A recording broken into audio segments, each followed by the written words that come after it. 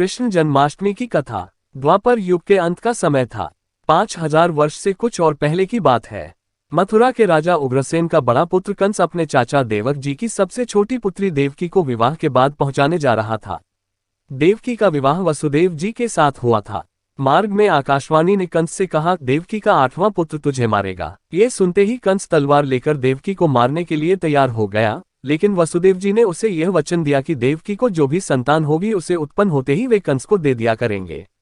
वसुदेव जी की बात का विश्वास करके कंस ने देवकी को छोड़ दिया और लौटकर अपने पिता उग्रसेन जी को उसने कैद कर लिया और स्वयं मथुरा का राजा बन बैठा। जब देवकी का पहला पुत्र हुआ तब उसे वसुदेव जी कंस के पास ले गए। कंस ने पहले तो उसे लौटा दिया, लेकिन पीछे नारद जी ने उसे समझाया कि देवकी का कोई पुत्र अंत या बीच से गिनने पर 8वां कहा जा सकता है। इससे कंस ने उस पुत्र को पत्थर पर पटककर मार दिया। वसुदेव देवकी को उसने कारागार में डाल दिया। देवकी के जो भी पुत्र होता था उसे कंस मार दिया करता था। इस प्रकार 6 पुत्र उसने मार डाले। देवकी के 7वें गर्भ में अनंत भगवान शेष आए। कंस के भव से वसुदेव जी की शेष सभी रानियां मथुरा छोड़कर जहां तहां चली गई थीं। उनमें से रोहिणी जी गोकुल में जाकर व्रजराज नंद जी के यहाँ रहती थीं। भगवान की आज्ञा से योगमाया ने देवकी के 7वें गर्भ को खींचकर रोहिणी के पेट में स्थापित कर दिया। मथुरा में लोगों ने यही समझा कि देवकी का गर्भपात हो गया। देवकी के 8वें पुत्र के रूप में भगवान प्रकट होने वाले थे। कंस ने इस बार कारागार पर खूब कड़ा पहरा बैठा दिया था।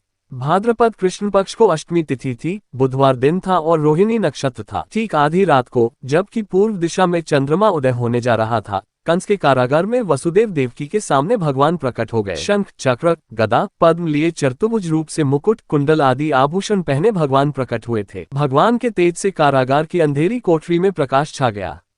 वसुदेव देवकी ने हाथ जोड़कर भगवान की स्तुति की।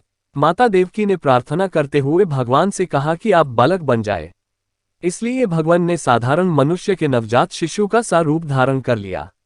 वसुदेव जी को भगवान ने आज्ञा दे दी थी कि मुझे गोकुल में नंद जी के घर पहुंचा दो और वहां यशोदा जी को, जो आज ही कन्या हुई है, वह मेरी योगमाया है, उसे यहाँ ले आओ।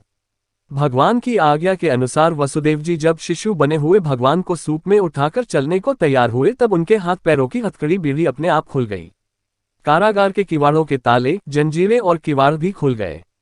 पहरेदार राक्षसों को योगमाया ने घोर निद्रा में सुला दिया। बादल छाए थे, वेग से वर्षा हो रही थी और बिजली चमक रही थी। शेष जी अपने फनों को फैलाकर भगवान पर फनों का छाता लगाए वसुदेव जी के पीछे पीछे चल रहे थे। यमुना जी बढ़ी हुई थीं, उनमें ऊंची ऊंची लहरें उठ रही थीं।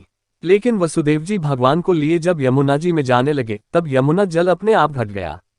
वसुदेव जी को यमुना जी ने मार्ग दे दिया। गोकुल में भी योगमाया के प्रभाव से सब लोग सो रहे थे। श्री यशोदा जी को कन्या हुई थी, लेकिन कन्या होते ही वे भी सो गई थीं। उन्हें पता ही नहीं था कि मेरी संतान पुत्र है या पुत्री। वसुदेव जी गोकुल पहुंचे। वे सीधे नंदन वन पहुंच गए।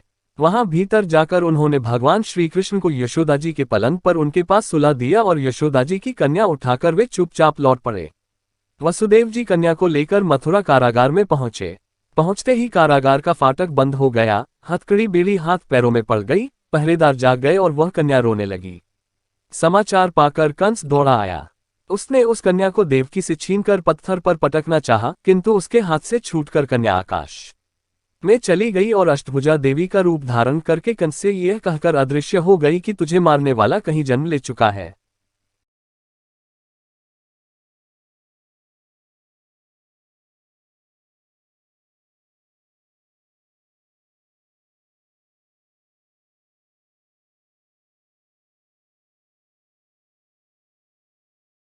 हमारे चैनल का उद्देश्य आप तक हिंदू धर्म की कथाएं, कहानियां, व्रत कथाएं और गीता, रामायण, वेद, पुराण, महाभारत आदि के प्रमुख प्रसंगों की जानकारी आप तक पहुंचाना है। हम सत्य सनातन हिंदू धर्म का प्रचार प्रसार कर रहे हैं। आपसे निवेदन है कि वीडियो को लाइक करें, शेयर करें, सब्सक्राइब करें, बेल बटन पर क्लिक करके ऑल बटन पर क्लिक करें, ताकि हमारी हर नई वीडियो की जानकारी नोटिफिकेशन के जरिए आप तक पहुंचे। जय श्री राम।